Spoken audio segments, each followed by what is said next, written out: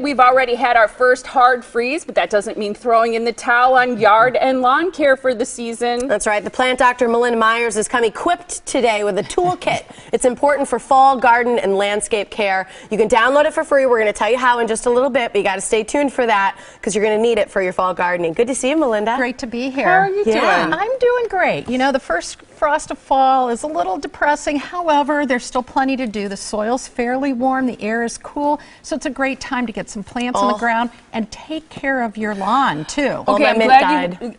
Your what? My mint and my oregano all died this weekend. That's tough if you had it outside, right? Yeah. Speaking of lawns, really quick, because I think a lot of people have this question. I have some weeds or kind of funky grass. I don't even know what it's called. And you know, through the summer, it wasn't possible to treat it, kill it, or whatever. Right. Is now a good time to take care of that, or do you wait till the next season? So anything that's a grass-type plant, if it's a perennial that comes back year after year, like quackgrass or some of the coarse fescues, anything that kills that kills your good grass. So you have to spot, treat, and reseed. But broadleaf weeds, things like creeping Charlie, also called ground ivy, dandelions, plantain, you can do that now. This is a great time to do it. I like to spot treat, so I use less chemical that way. And you can also do it in the spring when the creeping Charlie's in bloom. But right now is a great time to treat those broadleaf weeds, and also a good time to fertilize. This last fertilization of the season helps to feed the roots. Right now our grass is not only putting down roots, but it's filling in. So you're not getting fertilizer making it grow taller, so you have to mow more like we do in the spring, but you're getting it to root in and fill in. Now when you look at a fertilizer on the back, it'll give you directions on how much to use. So look on the back of the bag. And also it shows you how to apply. So one of the things you want to do is apply half the fertilizer in one direction and half in the other. That way if you have a whoops moment, you're less likely to see the problem or the damage. And of course, I like low nitrogen, slow release fertilizers like Milorganite, because then it really reduces the risk of burn. What the plants don't use freezes in the ground and it's there next spring. So you got a pile of leaves. How do you manage them? They're everywhere right now. You go down any side street and it's really pretty at this time, but it's filling up the streets and the lawns. And I mowed these. You can see a little bit of grass in there. So the first thing I like to do is pass with my lawnmower, shred them and leave them on the lawn. As long as you can see the grass for the leaf pieces, no problem. If you have more, what you can do is add these to your compost pile. I use these as mulch on the soil around my perennials, or I'll bag them, tuck them in around the house for insulation, and then next year they're ready to use in the garden. So you don't fully have to rake them up? No. And you know, that's a great way. It's the low input gardening, not lazy gardener technique. It's just shred them with your mower, and if you have too many, bag them. That's the only time I use my bagger. That is really cool. I like that. So that's a good way to manage leaves. Fall, you say, is also good for planting. A lot of people think of that just in the spring, in the summer. You bet. This is a time we get bulbs in the ground. I thought we could pot up some for forcing. So I love bulbs because we plant them now, and as soon as they start sprouting in the spring, we know we made it through another winter. Now some places you can kind of a nice little gift to yourself. It really is. And it's that nice surprise. You know, it's like you kind of forget after months.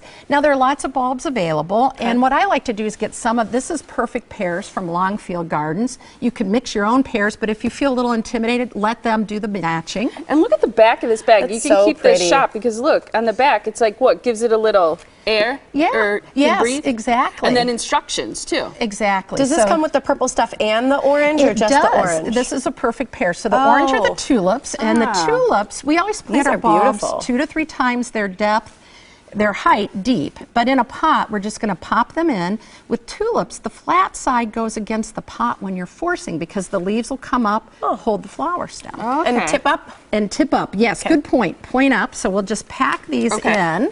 Flat side toward the pot. The outside. And because we're forcing these, we don't care if they're crowded. I'll tip it so we can see a little bit. Right. Okay, so you're putting them along the edges. And then a couple in the middle. Oh, okay.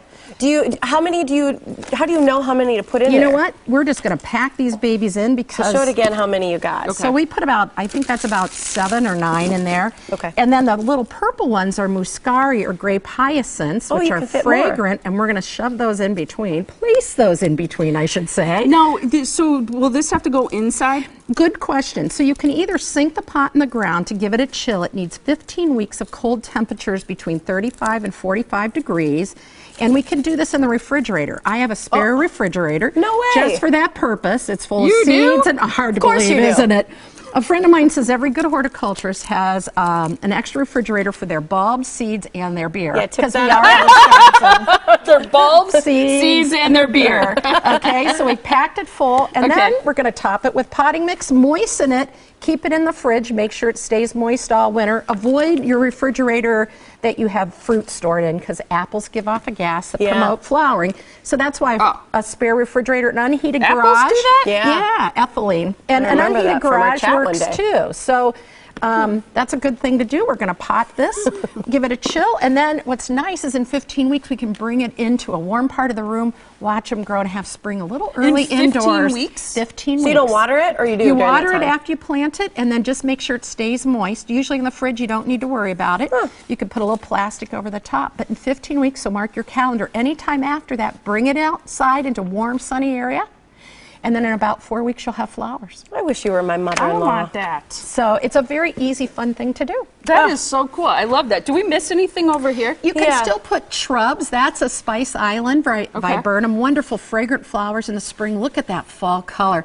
Nice part about buying shrubs in the fall is you can see what they look like. Yeah. And there's still time to put perennials in the ground. What's this guy? That's a coral bells, a heuchera. Isn't that beautiful? Yeah, I like that. And you can often get sales and maybe you run out of time. Just find a vacant part of the garden, sink the pot in the soil, and then next spring when you're ready to plant, or in my case, I'm still planting because I have plenty to get in the ground and some gardens that need some additions. Will all these fall off? And yes, so that'll be bare stems, but you can see the buds, and next spring there'll be fragrant flowers, lots of wonderful fragrant flowers in the I wish spring. you were my neighbor. I wish she was my mother-in-law. Yeah, that too. Come and do your Seriously, I gardening just wish for we you. were related somehow. Or so just you tell me what to do. You don't have to do it for me. Drop by again, and we'll give you some more directions. I'm good at telling you what to do. You're the best. I love it. This is your giveaway here. What's all included? You bet. So a knee pad, so weed out the pain. Advanced Pain Management and I have teamed up because sometimes gardening and pain go hand in hand, so we're giving you That's tips. why you need the beer. That's why you Molly's need the beer. knees crack every time. Well, and you know what? I have that same issue. So we've got tips on how to protect your joints, your back, ways to rake your leaves, keep the rake close, some tips on staying healthy and pain-free as you garden. Malorganite, you hire a gardener. That's how you stay pain-free. I like that. Midwest Gardener's Guide. All right, so Okay, here's what we're doing first. We are giving away, excuse me, this gardening gift set, okay?